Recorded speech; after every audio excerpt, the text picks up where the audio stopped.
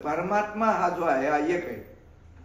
परमात्मा हा एक आहे आणि तुमच्यामध्ये जो प्रतिबिंब रूपाने त्या परमात्म्याचं रूपांतर आत्मच्या दृष्टीने आत्म्याला प्रतिबिंब म्हटलेलं आहे, अंश म्हटलेले, अंश जीवाला अंश म्हटलेले, अंश. आणि त्या परमात्म्याला सर्व कळतं. त्या परमात्म्याला बारीक लक्ष ठेवा. तुम्हाला जर परमात्मा समजून घ्यायचा असेल तर बारीक लक्ष ठेवा. त्या परमात्म्याला, त्या आत्म्याला सर्व कळतं, त्या भगवंताला सर्व कळतं. तुम्हाला काहीच कळत नाही, तुम्हाला काय, पण त्याला सर्व कळतं.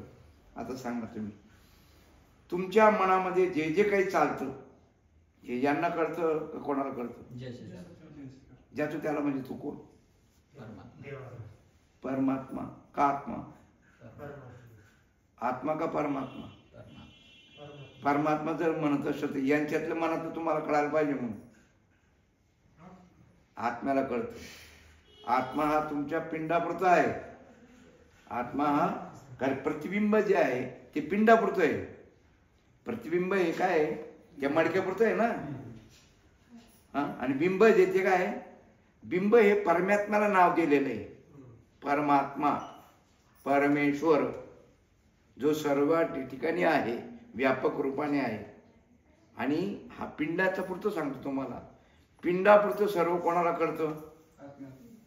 म्हणजे तो तुम्ही, तुम्हाला कळतं. तुम्हाला बोध दिलाय ना, तो परमात्मा मी आहे, तो आत्मा मी आहे, तो देव मी आहे.